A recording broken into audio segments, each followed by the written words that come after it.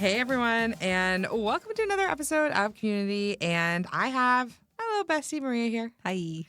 Maria, you're always here now. It feels like. I know. I'm a permanent fixture. Well, I think it's because I haven't done a ton of guest interviews. I had Ben on today, but I haven't had a chance to do a ton of guest interviews because the season I'm in. Mm-hmm. And so then when you and I get together, we get together and we do interviews. I'm taking up some major real estate here at the community pod. But people like it.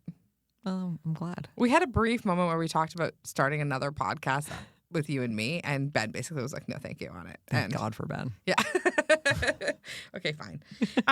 So today what we're going to talk about is about selling on social, which is actually really kind of like our bag. This is kind of why we got into business, is like to help people sell on social. And we find so many people that just don't really get it, right? Like they are just posting and it's not converting. Today I actually talked to a business owner who was, she's like, I'm posting. My following's not growing. And I was like, are you making any money? She was like, no. And I was like, okay, so a few problems there, not just one. So we really want to make sure that, we're not just posting, but we're actually strategically selling. And that's what we want to talk about today. Yeah, this is such a fun episode because this is really how we got started. Our roots were in Christina's last business. I came on as her VA, and even with just a super small following, she was able to sell super easily, basically sell out everything that she wanted to offer. Different programs and coaching and book clubs and literally everything we put up there sold out pretty quickly. So I think it's something that came super naturally to you. And then over the past few years, it's been fun to actually learn more the technical and kind of analytical side of it and merge all that together. So hopefully this will be super helpful for people. Yeah, and it's been so fun to teach it too. And really, I think the start of it for a lot of people is just really understanding their audience. And I think that's a mistake people really make is they don't really actually know who they're selling to or what, they know what they're selling or they think they have a clear idea of their, their target market, but they're actually not in a good spot to be able to sell because they don't have a good idea of who their audience is. And not only just who they are, I like to sell to Patricia and she does Pilates on Friday, but actually more okay, this is what she's interested in. These are her pain points. This is what she wants. This is how I help with the transformation. And there's lots of ways that you can actually really understand your audience, whether that be market research. I love to look at our current audience demographic and really look at our clients and see who's most successful and us be okay, these types of people are the most successful.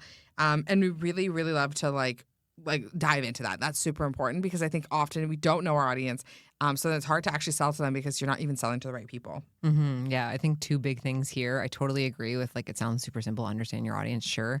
But actually get deep on one, their behaviors, and two, their language. Yeah. So for behaviors, what does their day-to-day look like? What do they spend their time doing? We know for our agency services at the Social Snippet, these people are extremely busy. Mm-hmm. So, are we going to try and get them to know about us with a 2-hour webinar that's going to go through all these free tips? No, because they don't have time in their day to sit down and watch a 2-hour webinar for our ideal client, right? For another ideal client, maybe they do, but that lens enables us to tailor our content in a way that actually makes sense for them to consume it, because that 2-hour webinar might be the most valuable webinar of all time. But if your audience's behaviors are not in line with being able to watch it, then it's useless to them, right? So I think behaviors are really important. And then language. This is I feel one of the number one mistakes we see people make is trying to sound really fancy and professional and using all of this complicated jargon and trying to build authority that way. You don't build authority with your audience that way because they don't know what you're saying. They aren't getting it. So paying attention to the language that they use and using language that's actually going to resonate and make sense to them and make them feel seen and heard is super important too. Well, people are saying actually for content, you want to be able to be writing at a 5th grade level, that it's something people will understand really fast. And so even sometimes I'm wordy, right? So I love to write and when I prep content, sometimes I'll put it in ChatGPT and be like, can you make this a 5th grade reading level?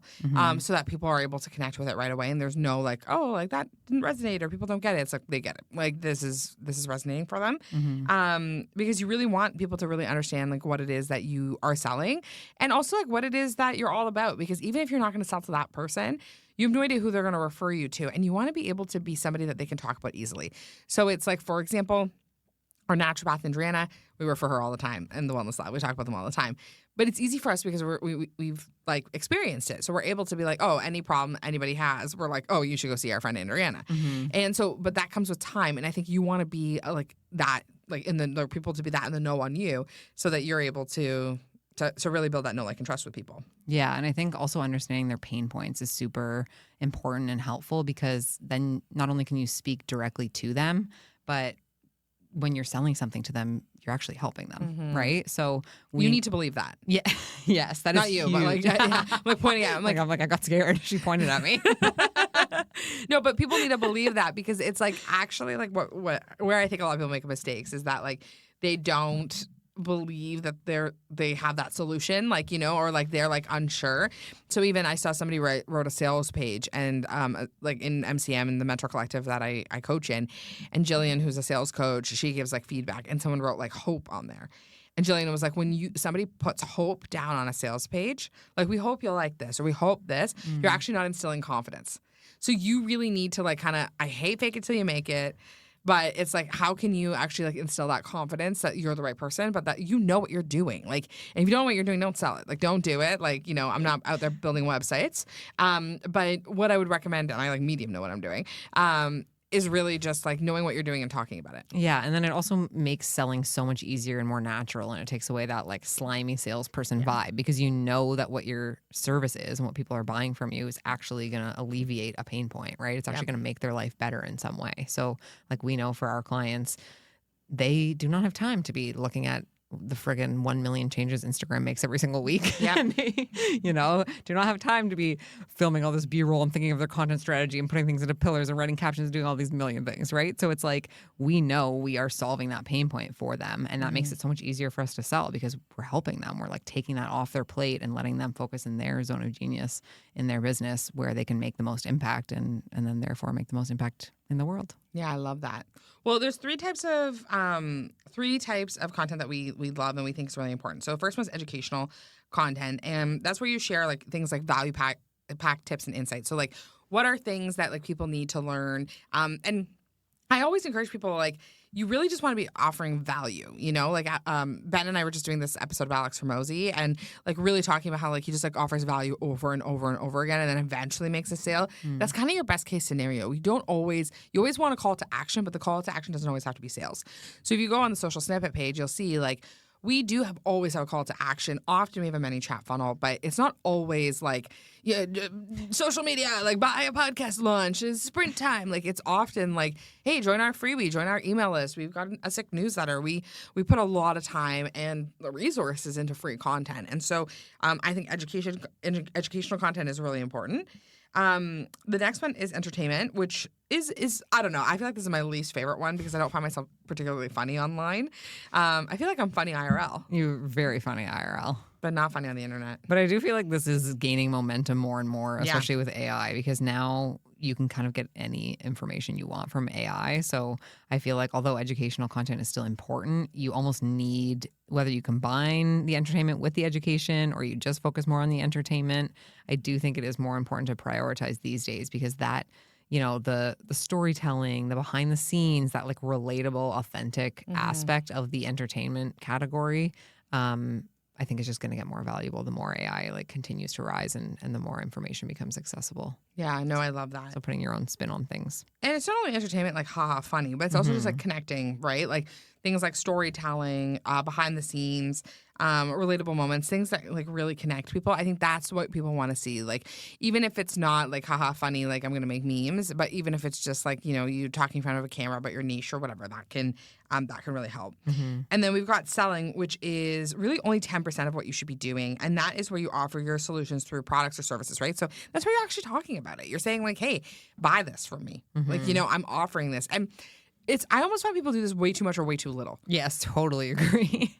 You either have no idea what people are selling and like literally couldn't find it on their social if your life depended on it, or it's like the only thing they ever talk about. Yeah, 100%. Well, with High Vibe Women, sometimes I feel we err too much on this, too much selling, right? Because like really like we're really just promoting events and like promoting experiences. So we really kind of are like always talking about these experiences. But then on the social snippet side, I almost think we're so much better than we've ever been, mostly because you and I don't do the content anymore. But like People used to be like, what do you guys sell? Yeah, I'd love to give you money. I don't know how. And then we Or why. and we're the like marketing people. We're like telling other people that we're like, no, you need to sell more. But really, like we have only really recently started to like sell more, and I think that has been really helpful. So you want to think about it like 70% value, 20% connection, 10% selling. Yeah, I think that's definitely a good breakdown and good way to think about it. And when you're thinking about value too, like value doesn't just mean education. It could also be like that storytelling, that day in the life, making someone feel seen or heard or be able to relate to you in that way. And I think when it comes to selling too, the lines can be a little bit blurred because there really are two kinds of selling on social, right? Like that hard pitch, the hard selling and the more soft selling. And I think sometimes the soft selling can actually be a value add as well, right? Like maybe you're problem solving, maybe you're kind of like walking through an issue a client had and explaining how you solved it.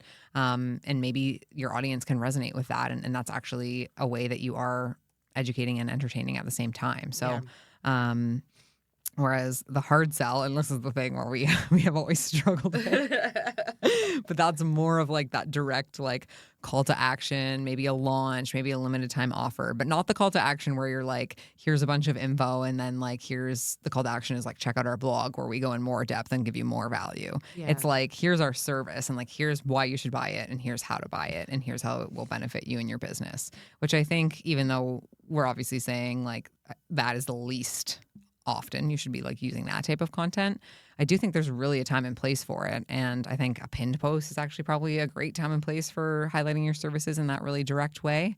But it's interesting because I never thought of selling from those two lenses. And I think that really helps because for me, like the soft selling feels more natural and that can be more embedded in the day to day. Maybe that's like a story of a testimonial or, like mentioning something casually or like shouting out a client that you're on a call with or like maybe they did something amazing and you want to showcase them, that kind of stuff, right? So it's not directly selling, but it is still showing your audience your value and showing them what you sell. Yeah, no, I love that. And I think that Steve and I actually, it's like one of the first episodes I ever did of this podcast. We did this thing about soft selling because both him and I have always had the kind of perspective of like, you know, if you just tell people what you do, eventually like people will hire you. And like that does happen, but also there is a time and place for marketing and like just being honest about like what you're selling. So I think again with High Vibe Women, we're so like 75% of our tickets are sold out. Buy your ticket. Boss Mode Retreat, buy your ticket.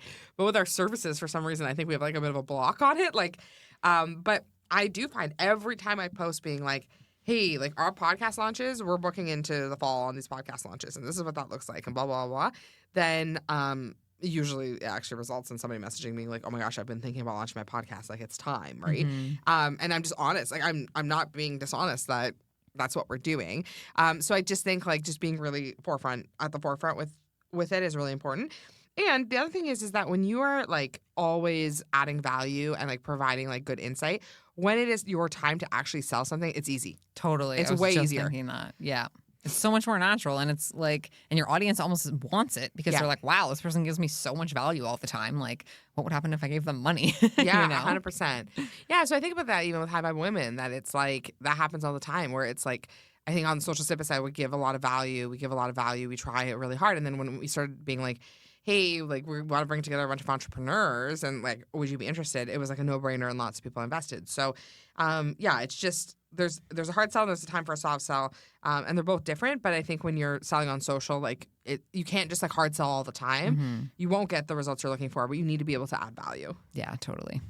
The other piece is about your sales funnel. So definitely, I would say, also if you're like question mark on sales funnel, like really, it's like how do people buy from you? Like what steps do they have to go through to buy from you? And sometimes it's, you know, like for example, we just put together this awesome freebie, this quiz that I'm really excited about, and you know, you get a result on it, and that kind of could lead people into maybe our membership. It could lead people into our services, depending on what it is that they need the most help with, and that's an example of like kind of our sales funnel, right? They do a quiz and they get some emails, then maybe they jump on a call with me, and then maybe they'll work with us, and that's kind of how it goes.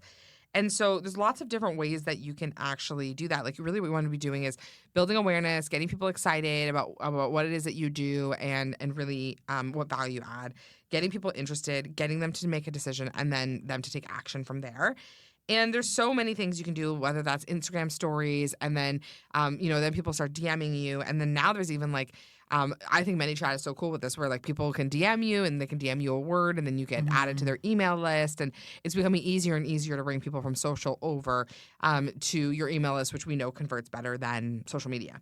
And so your content really should guide naturally from discovering you to buying from you. And so you want to find ways to like bring people into your world that's not like, hi, buy from me. Hi, buy from me. Yes. Hi, I'm going to DM you. I'm going to DM you until I'm blue in the face. And it's more like, hey, I'm going to actually serve you. And then when it's time for you to purchase, I'm, of course, the person you're thinking of. Yeah, totally. And I think it is like a journey, right? You don't have to put the pressure on yourself of like, hi, buy this thing for me right now. I'm like, oh, you just came across my page, buy this. Yeah. And it should actually be more of a journey, right? Like, I like thinking about it from like the dating perspective. It's like, maybe first you're seeing their profile on Hinge, or you do a little swipe. That's like the discovering. Then there's like a little chatting. Then there's a little dating. Like, you don't just get married. Yeah. Right from the first swipe. No, you do not.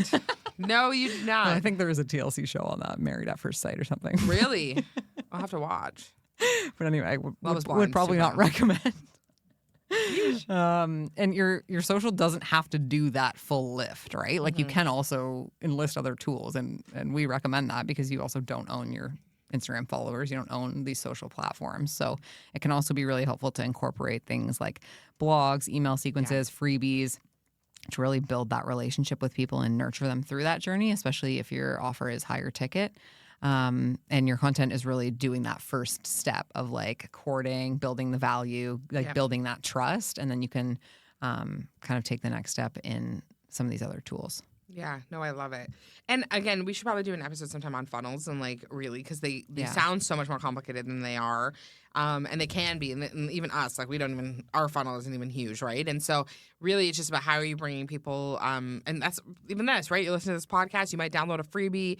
Maybe you'll like get on our email list from there. I do recommend, we have some good stuff coming on over there. But there's just so many ways that you can actually sell on social that's not like, hi, I'm going to DM you until I'm blue in the face, but actually like building those relationships and building those connections. And when you see and you're talking to people and you're having those conversations, like what kind of objections are you getting? Like what are people asking you? Like make content about that. Like that's a huge underrated hack that people do not use, is like, people are messaging you all the time being like, hey, I'm wondering this one thing about social or about LinkedIn, or should I have this or should I have that? Talk about it on your platform. Build that authority, and it'll be easier to make the hard sell then. Yeah, and I think that's actually a good point to kind of wrap things up here, because I feel like that's so relevant in all the things we talked about. It's like, listen to your people. Yeah. Right? Like whether you're trying to understand your audience, whether you're trying to create content that's going to add value to them, like whatever stage you're at, whether you're trying to hard sell them, like be talking to them. Yes. Like be like listening to their objections, listening to their pain points, doing market research. And you can always reiterate and adapt, and things change. But I think like my number one piece of advice would be always like have your ear on the ground listening to what your people are saying. Yeah. No, I love that. Well, Maria, so fun. And I love always talking with you all the time. But I think, selling is one of those things that makes all of us feel a bit of the ick. And so we'd love to hear from you. Like, what are you going to try? What's important to you right now? And yeah, we're just so excited to see how people keep selling. We love coaching on this in our membership. And I'm just so excited to see what people try. Yay. Thanks for having me.